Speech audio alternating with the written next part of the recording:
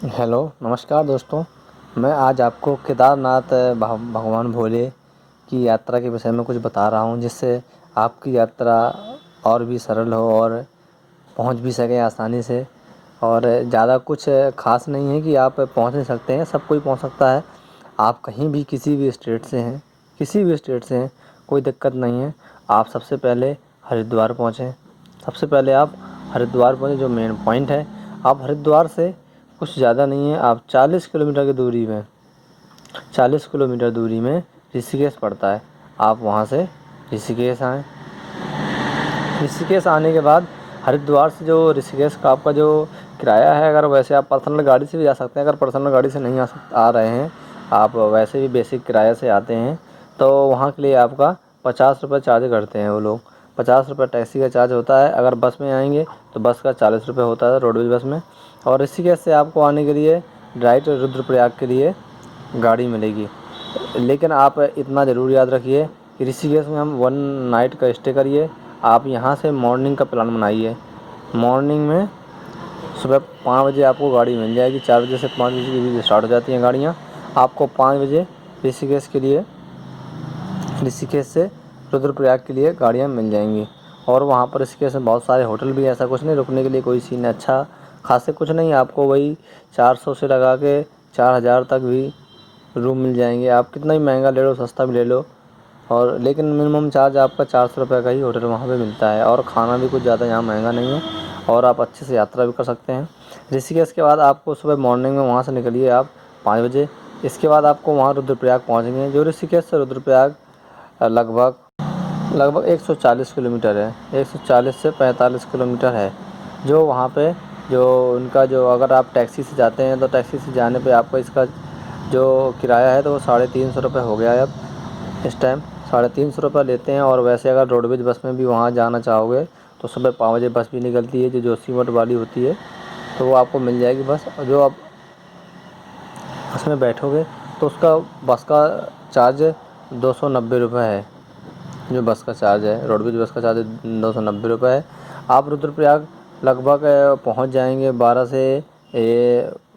से आप 1 के बीच पहुंच जाएंगे। और उस टाइम वहां से आपको तुरंत सोनप्रयाग की गाड़ी मिल जाएगी। वहां से सोनप्रयाग आप निकलिए। अगर आप तुरंत सोनप्रयाग निकलते हैं तो लगभग ये 90 किलोमीटर है सोनप्रयाग, जहाँ पे 200 रुपये मतलब चार्ज है। वहाँ पे प्राइवेट टैक्सी से ही जाना पड़ता है। रोडवेज वहाँ पे बहुत कम चलती हैं। एक जाती है रोडवेज, वो भी ओखीमठ तक जाती है, जो ओखीमठ यहीं रास्ते में पड़ता है। और ओखीमठ वहाँ से लगभग आधी दूरी पे 45 किलोमीटर पे यहीं तक बस रोडवेज जाती है। उसके बाद आपको यहाँ तक आना पड़ेगा सोनप्रयाग।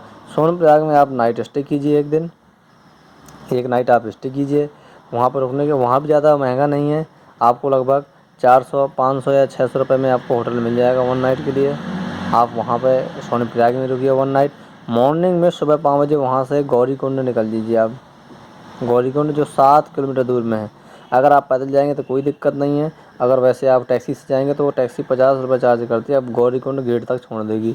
गौरीकुंड गेट में छोड़ने के बाद आपको गौरीकुंड जब पूरा पैदल क्रॉस करना पड़ेगा। जब पैदल क्रॉस करने के बाद आगे आपको घोड़े की सेंटर मिलता है, जहाँ से यात्रा शुरू होती है। तो एक सेंटर मिलता है, वहाँ पे टिकट काउंटर होता है। अगर आप घोड़े से जाना चाहते हैं तब आपके लिए वो टिकट काउंटर है। और जिसमें आपको जाने के लिए ओनली जाने का चार्ज 2300 रुपये होता है। अगर घोड़े में आप जा रहे हैं तो उसका चार्ज 2300 होता है। अगर आ रहे हैं तो उसका चार्ज ओनली 1500 रुपये होता है, आने का चार्ज। अगर घोड़े में आप जाएंगे तो आप 5 घंटे में पहुँच जाएंगे। यदि आप पैदल जाएंगे, अच्छे मजबूत यंग हैं, तो कोई दिक्कत नहीं है, आप 7 घंटे में 6 घंटे में पहुंच जाएंगे आराम से।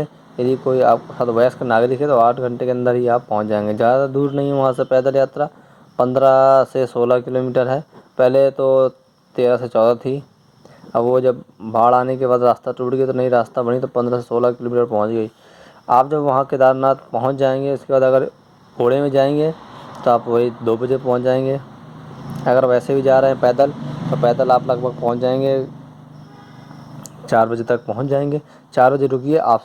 4 बजे रुकने के बाद आप वहाँ से ठीक 1 किलोमीटर दूर पे यहाँ पे भैरव मंदिर है। भैरव मंदिर, आप पहले केदारनाथ की चारों तरफ परिक्रमा कीजिए। पीछे केदारनाथ के पीछे मंदिर जस्ट पीछे एक भीमशिला है, भीमशिला भी है। और ये भैरव मंदिर है जो ये 1 किलोमीटर दूर में है।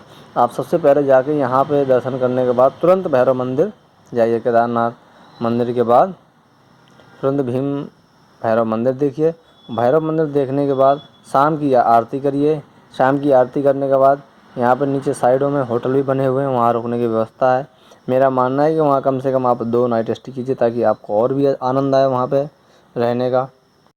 जब आप अगर वहाँ पे नाइट स्टे कीजिए, मॉर्निंग में आपको 5 बजे वहाँ पे नहाने के लिए भी मिल जाएगा। स्नान करने के लिए वो होटल वाले व्यवस्था कर देते हैं, वहीं पे आपको मिल जाएगी। और वहाँ पर उनका बेसिक चार्ज होता है, आपको खाने के लिए उनको ऑर्डर करना पड़ेगा कि भाई मुझे आज खाना यहाँ पर खाना है, तो 200 रुपये से 300 रुपये 400 रुपये का चार्ज करते हैं एक व्यक्ति के लिए।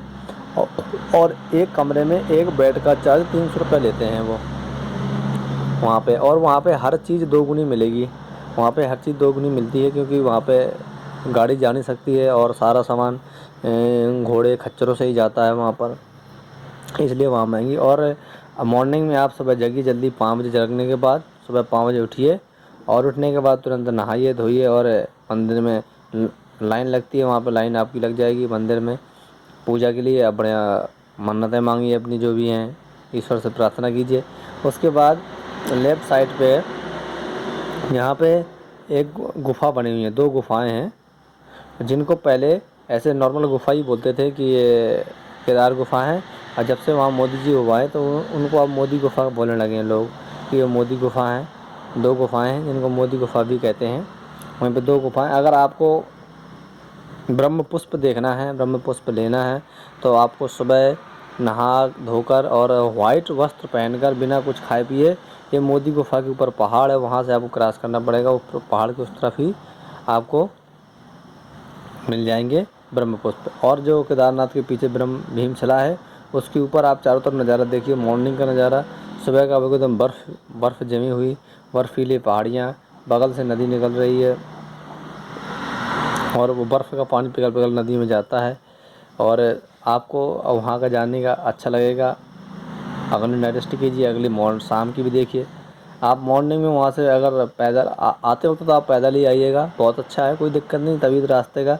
लेकिन जो अगर श्वास का मरीज हो, अगर उसके श्वास की बीमारी है तो वो ना जाए वहाँ, तो उसके लिए बहुत बेटर है, क्योंकि वहाँ ऑक्सीजन की कमी है, वहाँ पर ऑक्सीजन की कमी है, इसलिए ना जाए तो बेटर रहेगा।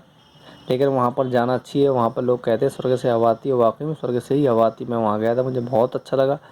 आप जाइए, केदारनाथ की यात्रा करिए, और वहाँ से आप उसी साथ ही आप वापस आ सकते हैं, ज़्यादा कुछ खर्च नहीं है।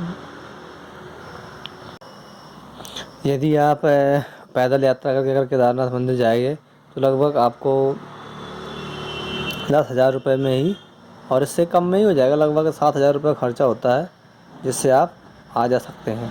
और यदि अगर घोड़े से यात्रा करेंगे तो आपको लगभग 14,000 रुपये 13,000 रुपये 13 से 14 के बीच में लग जाता है। और कोई दिक्कत नहीं है, आप वहाँ रुकिए, आपको ऐसा लगेगा कि वाकई में बहुत अच्छी जगह है, और वहाँ से आप आने का दोबारा मन नहीं करेंगे। तो इसलिए कहते हैं केदारनाथ आइए। और मैं डिस्क्रिप्शन में अपना नंबर भी दे दूँगा, अगर कभी किसी को दिक्कत हो मुझे कॉल करिए, मैं आपको वहाँ के लिए व्यवस्था की भी जानकारी दे दूँगा। मैंने कई लोगों को भेजा भी है और जानकारी दी। मैं भी काश वहाँ पे लोगों को कॉन्टेक्ट लेके आया था, वहाँ पे कुछ ऐसा सीन नहीं बना मेरा। जय बाबा भोलेनाथ की। मैं अपने वीडियो को समाप्त करता हूँ। जय हो बाबा भोलेनाथ।